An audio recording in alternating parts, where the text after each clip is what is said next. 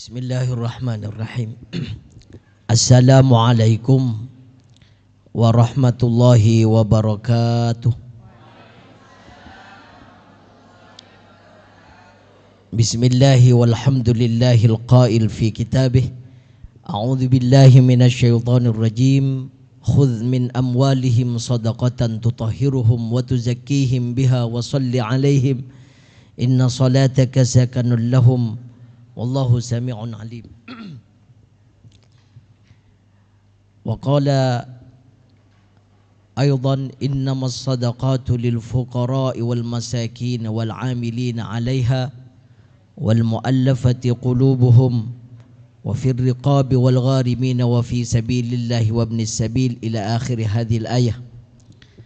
Wassalatu wassalamu ala sayyidina wa maulana Muhammad wa ala alihi wa ashabihi wa dhurriyyatihi wa tabi'in wa tabi'in tabi'in wa man tabi'ahum bi ihsanin ila yaumiddin wa ba'dah.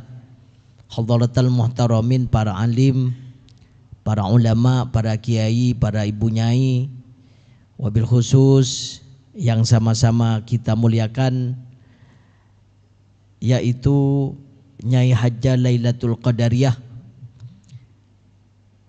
DPR di Jawa Timur dari fraksi PKB, yang alhamdulillah saat ini dalam acara ini menjadi sponsor tunggal.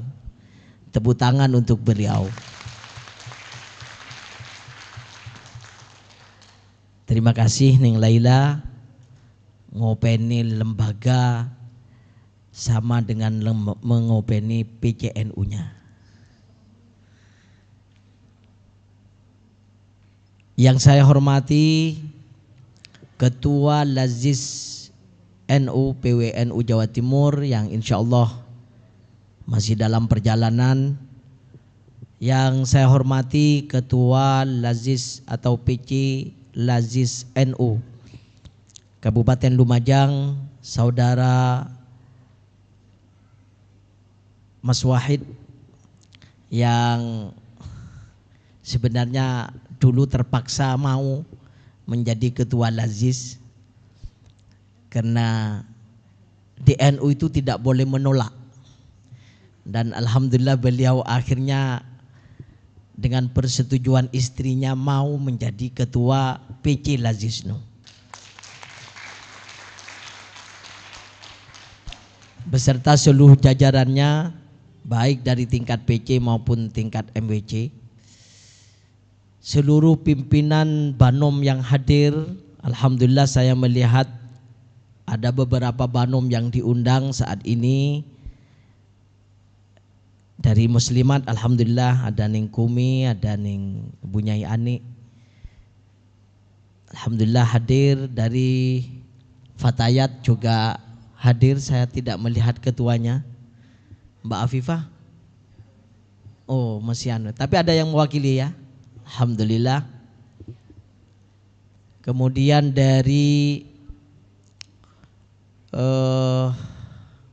Banom yang lain dan semua ketua lembaga yang hadir. Tadi saya melihat juga Ketua LDNU Gus Robert, Ketua Lakpesdam Dr. Hafid Lubis, dan lembaga yang lain ada LKK NU, ada beberapa ketua lembaga yang alhamdulillah hadir, dan seluruh para undangan yang dimuliakan oleh Allah Subhanahu wa taala.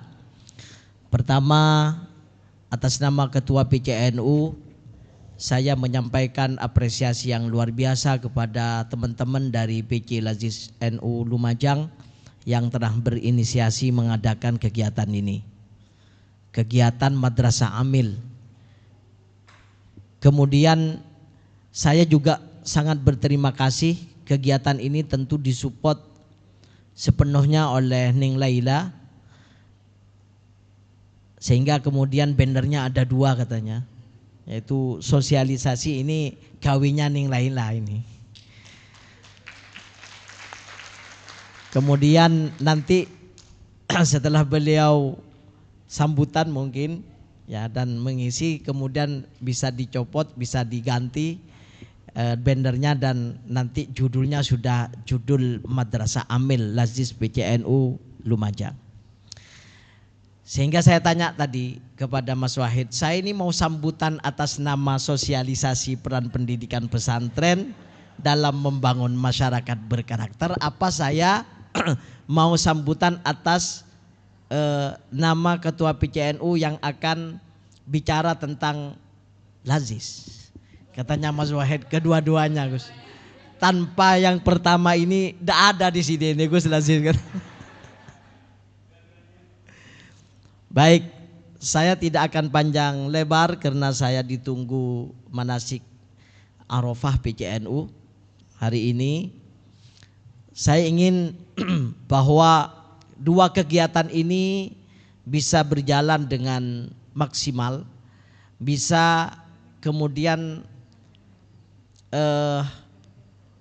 memunculkan banyak kemanfaatan, baik pelaksanaan sosialisasi tentang peran pendidikan pesantren, apalagi sekarang lagi hangat-hangatnya Hari Santri Nasional, meskipun sempat kemarin ada yang ngasih kado kita, kado yang pahit. Tapi pesantren itu ya memang seperti itu. Mulai dulu dilahirkan ya lahir dalam keadaan yang pahit. Lahir dalam keadaan Indonesia masih belum punya nama dan belum merdeka. Jadi ketika ada orang yang nyinyir dengan pesantren, nyinyir dengan pendidikan pesantren, tradisi yang ada di pesantren, bahkan nyinyir dengan para ulamanya, kita sebenarnya punya mental, tidak harus kemudian terprovokasi. Hanya karena kemarin itu bukan kritik tapi penghinaan, ya kita harus melawan. Kita tidak boleh terlalu lunak dan lembut terhadap kezaliman agar tidak menjadi kewajaran. Maka harus kita lawan. Meskipun kemarin yang terakhir CEO-nya Trans7 sudah silaturahim ke pesantren Lirboyo, tapi katanya para banyak pihak bahwa ini bukan urusannya dengan hanya Lirboyo saja.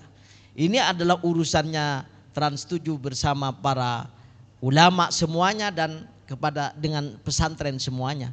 Karena yang di framing adalah tentang pesantren, dan pesantren di Indonesia bukan hanya Lirboyo tentunya. Maka kita tunggu ya niat baiknya pihak-pihak yang nyinyir itu untuk kemudian bisa memohon maaf seluas-luasnya kepada pesantren dan kepada para ulama. Jadi kita harus lawan itu.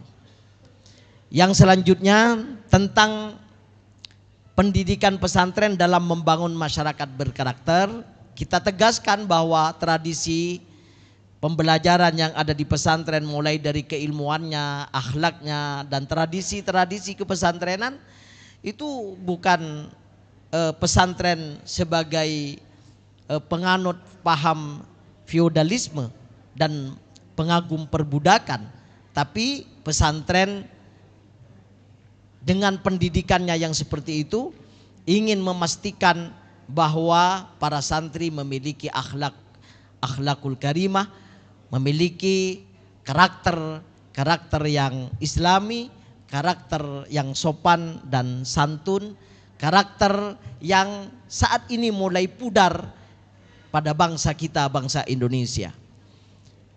Karakter dan berakhlakul karimah serta beradab dengan baik ini nampaknya sudah mulai terkikis, dan pesantren akan tetap menjadi benteng pertahanan terakhir pendidikan dan penanaman moral dan karakter yang kita inginkan ini. Maka pesantren harus terus istiqomah menanamkan nilai-nilai yang luhur, nilai-nilai akhlak, nilai-nilai adab, sehingga kemudian bangsa Indonesia ini nanti terus memiliki karakter dan peradaban. Innamal akhlaqu ma baqiyat wa in humu dhahabat akhlaquhum dhahabu. Katanya para ahli hikmah, sebuah bangsa itu akan dihargai kalau memiliki karakter dan peradaban. Ketika karakter dan peradabannya sudah hilang, maka harga diri suatu bangsa akan juga menjadi pudar. Maka pastikan peradaban dan akhlak serta karakter bangsa Indonesia ini terus kemudian dipupuk, ditempa, dan itu tempatnya adalah di pesantren. Bukan kita menafikan lembaga yang lain, tapi yang paling terbukti di dalam menanamkan pendidikan moral dan karakter sampai saat ini adalah pondok pesantren. Dan itu harus menjadi catatan kita semua yang harus kita lanjutkan. Saya kira ini sudah selesai saya bicara sedikit tentang peran pendidikan pesantren. Ning Laila saya sudah menyambut tentang acaranya panjenengan. Kemudian yang kedua adalah acara madrasah amil. Amil itu harus kita pahami dan kita sadari bahwa itu berkonsekuensi hukum. Ada aturan hukumnya baik secara agama, ada hukumnya secara peraturan dan perundang-undangan yang ada di Indonesia. Maka menjadi amil itu tidak sembarang. Jangan sekali-kali kemudian melakukan praktek-praktek keuangan kalau tidak resmi dan tidak memiliki legitimasi. Itu membahayakan, salah secara hukum Indonesia dan bisa salah secara hukum agama. Amil itu bukan hanya panitia pengumpul zakat, infak dan sedekah, berbeda. Amil itu ketika Allah menyampaikan dalam sebuah ayat innamas shadaqatu lil fuqara wal masakin wal amilina 'alaiha, itu ada konsekuensi hukumnya, ada aturan-aturan hukumnya. Maka tidak semua lembaga boleh kemudian menjadi amil kalau tidak memiliki legitimasi dari pemerintah. Dan alhamdulillah Lazis di antara lembaga yang dilegitimasi oleh pemerintah untuk bisa melaksanakan kegiatan-kegiatan filantropi, kegiatan-kegiatan yang bersifat keuangan, menarik dan mendistribusikan sedekah, infak dan zakat. Kalau yang lain jangan coba-coba karena itu akan menyalahi aturan hukum. Kalau tidak dilegitimasi oleh pemerintah, katanya hukum Islam, itu bukan amil, itu panitia biasa dan bukan amil. Panitia tidak berhak mengambil bagian dari zakat. Ya. Enggak. Yang berhak itu amil, dan amil itu harus diangkat oleh sultan. Dan sultan itu kalau dalam konteks Indonesia ya pemerintah Indonesia, dalam hal ini ya Menteri Agama, Kementerian Agama dan Badan Nasional Basnas ya. Nah, itu yang kemudian dilegitimasi oleh pemerintah untuk kemudian bisa mengangkat para amil di bawahnya. Jadi Lazis itu boleh kemudian mengangkat UPZ. Kalau tidak di SK oleh Lazis, itu tidak sah itu. Tidak sah. Maka nanti silakan itu ditanyakan sejelas-jelasnya tentang konsekuensi hukum. Biar tidak semuanya dan tidak merasa kalau sudah jadi panitia itu adalah amil. Tidak. Harus punya legitimasi dari pemerintah. Dan alhamdulillah Lazis termasuk bagian itu. Itu yang pertama. Jadi tolong dipastikan ya bahwa kita panjenengan yang menjadi pengurus Lazis betul-betul mendapat SK. Kalau tidak dapat SK itu berarti sampean itu tidak legitimit. Ya, itu yang pertama. Yang kedua, tentang kegiatan Lazisnu ya mulai dari menjadi pengumpul dan pendistribusi zakat, infak, sedekah, memang ini tidak mudah. Tidak mudah. Orang yang malas mau membayar zakat, membayar infak, membayar sedekah, meskipun sudah punya kewajiban secara hukum, itu sulit. Dan memang cenderung manusia itu karena pelit ya. Cenderung tidak mau mengikuti aturan hukum ini sampai pada waktu Sayyidina Abu Bakar As-Siddiq menjadi khalifah pertama. Yang menjadi tantangan pertama kekhalifahan Sayyidina Abu Bakar itu adalah para orang-orang, ini sahabat ya, sahabat-sahabat yang awalnya manut kepada hukum Islam, sudah mau ada kecenderungan tidak mau membayar zakat. Dan pada waktu itu diperangi, dibunuh oleh Sayyidina Abu Bakar As-Siddiq. Jadi orang penentang zakat yang tidak mau membayar zakat, ya diperangi oleh Sayyidina Abu Bakar As-Siddiq. Karena memang perintahnya jelas, khudh, itu fi'il amar, khudh min amwalihim shadaqatan tutahhirum. Karena memang ada orang yang tidak sadar, padahal dia sudah berkewajiban membayar zakat, membayar infak dan sedekah, tapi ternyata dia malas. Padahal di wa fi amwalihim haqqum ma'lum lisairi wal mahrum, katanya Allah, bahwa di hartanya para agniya itu ada hak-haknya orang yang meminta-minta, ada hak-haknya orang-orang yang kemudian punya utang, yang mahrum, ada hak-haknya orang-orang yang tidak punya, mustad'afina minal fuqara wal masakin. Ya, maka kalau ada orang yang tidak mau membayar zakat padahal dia sudah berkewajiban membayar zakat, maka khudh, ya ambil secara paksa, di situ fi'il amar, sehingga pemerintah berhak sebenarnya untuk kemudian mengambil paksa ya zakat yang mestinya harus dikeluarkan oleh para agniya itu. Maka ini sebagai sebuah mental kepada para pengurus lazis, bahwa panjenengan itu ketika bergerak door to door, bahkan kemudian meminta masyarakat, meminta zakatnya, meminta infaknya, meminta sedekahnya, bukan karena panjenengan hanya menjadi pengurus lazis yang harus bergerak, tidak, tapi lebih dari itu panjenengan sebenarnya sedang menyelamatkan para agniya itu, menyelamatkan hartanya para agniya, membersihkan hartanya para agniya. Maka sangat mulia panjenengan, bukan hanya karena menjadi pengurus lazis harus bergerak, tapi panjenengan akan menjadi penyelamat orang-orang yang mestinya berkewajiban membayar zakat, infak dan sedekah. Dan perlu disampaikan ya sambil berlatih menjadi penceramah khusus zakat, infak, sedekah. Ini harus dilatih tak wahid. Jadi harus piawai menggunakan ayat-ayat, menggunakan hadis. Karena kadang-kadang masyarakat kita memang satu sisi dia tidak paham tentang hukum, kemudian tidak tahu bahwa berzakat, berinfak, bersedekah itu begitu luar biasa manfaatnya di dunia dan akhirat. Jadi keutamaan sedekah itu perlu dikuasai oleh para pengurus ini, agar ketika door to door pergi ke masyarakat dipahamkan sambil berdakwah tentang infak sedekah. Karena memang begini, katanya Allah ada dua hal yang paling disesali orang yang telah meninggal dunia. Ya, ada dua hal. Ketika ada orang yang sudah mati, melihat pahala dua hal ini luar biasa, kemudian minta sama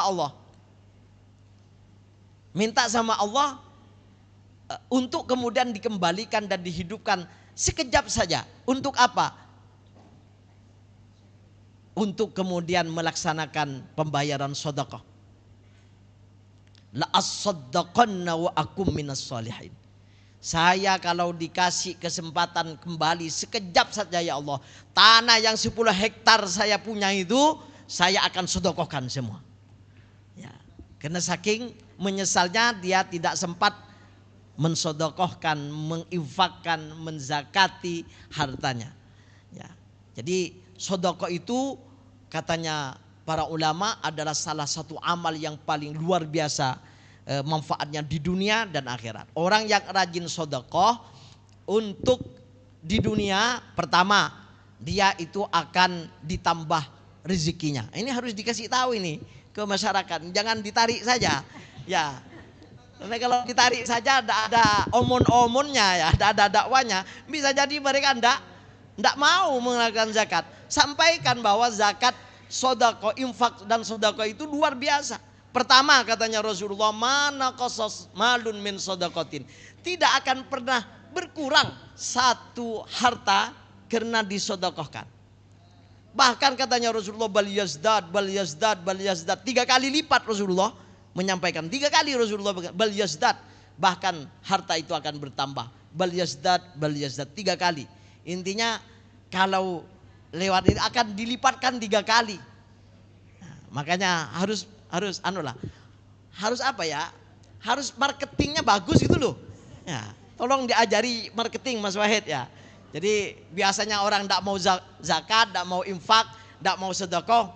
Oh gitu ya ternyata. Ya. Bahkan kalau ada yang mau celaka seumpamanya, ada musibah, itu bisa daf'ul bala sedekah itu. As-sadaqah daf'ul bala. Kalau mau mati, ya, kalau mau mati, katanya Rasulullah, as-sadaqatu tamna'u maitatasu. Sedekah itu mencegah orang mati dalam keadaan tidak baik. Baik su'ul khotimah maupun matinya tidak baik. Tampur kelap seumpama. Itu kan tak bagus itu. Ya. Mati di kena petir. Ya, itu kan tidak bagus. Itu maitatasu namanya. Mati dalam keadaan di lindes truk seumpamanya kan tidak bagus. Ya masalah itu adalah syahid, itu urusan lain. Tapi kan tidak bagus. Lebih baik mati syahid yang bagus gitu ya. Nah, tapi juga mati syahid kan begitu. Jadi sedekah itu begitu. Ketika mati orang itu katanya Rasulullah, sedekah itu kafaratun. Sedekah itu jadi penebus. Meskipun dalam kondisi diadab atau disiksa di alam kubur, kemudian oleh yang mati itu disodokoi, ya bisa jadi itu di stop oleh oleh malaikat itu. Malaikat yang sedang menyiksa bisa berhenti mendadak itu. Gara-gara apa? Disodokoi oleh ahli warisnya. Lah itu disampaikan. Nanti di akhirat, kalau di kuburan itu bisa menjadi kafarah jadi tebusan dosa dan tebusan adab, katanya Rasulullah, maka di akhirat orang yang ahli sedekah itu bisa masuk ke surga dan bisa dikawal oleh sedekahnya untuk selamat dari api neraka. Nah itu artinya mulai dari dunia, mulai dari dia hidup, mulai dari dia bekerja, itu akan bermanfaat yang namanya sedekah itu. Makanya rugi kalau jadi orang yang tidak ahli sedekah. Nah itu. Jadi tolong gitu-gitu itu diajari Mas Wahid nanti. Jadi madrasah amil itu bukan hanya diajari tentang bagaimana piawai menjadi amil, menjadi orang yang terus bergerak, tapi bagaimana mengkomunikasikan. Ya menjadi menjadi dai lah, menjadi pendakwah khusus bab zakat, infak dan sedekah. Saya kira itu. Selamat bekerja dan selamat belajar menjadi amil yang baik. Saya harapkan Lazis PC Lazisnu Lumajang ini menjadi salah satu pilar kemandirian Nahdlatul Ulama, pilar kemandirian ekonomi masyarakat. Karena zakat bukan hanya Lazis bukan hanya untuk kemandirian organisasi, tapi Lazis lebih tinggi lagi katanya Allah agar masyarakat kemudian merasakan keadilan ekonomi. Ya, keadilan kaila yakuna dulatan bainal aghniya'i minkum. Biar rezekinya Allah itu tidak hanya berputar-putar di kalangan orang-orang yang kaya saja. Saya kira itu. Selamat sekali lagi atas terlaksananya madrasah amil ini. Semoga Allah Subhanahu wa taala menguatkan kita semua, menguatkan panjenengan semua. Terima kasih banyak kalian panjenengan, terutama yang Lazis, pengurus Lazis yang PC yang kemarin puasa tidak sempat buka bareng dengan keluarganya. Saya menyampaikan terima kasih atas pengorbanan panjenengan. Terima kasih atas semua yang telah dikorbankan, mulai dari pengorbanan waktu, pengorbanan tenaga, pikiran, bahkan pengorbanan finansial. Pasti Allah akan memberikan balasan dan akan memaknai itu semua dan akan membalas dengan ganjaran yang berlipat ganda. Saya kira ini yang bisa saya sampaikan. mohon maaf yang sebesar-besarnya saya tidak bisa membersamai sampai selesai, karena setelah ini saya akan geser kepada kegiatan manasik haji ya, Arafah PCNU Lumajang, dan saya mohon undur diri. Akhirul kalam, wallahul muwaffiq ila aqwamit thoriq. Assalamualaikum warahmatullahi wabarakatuh.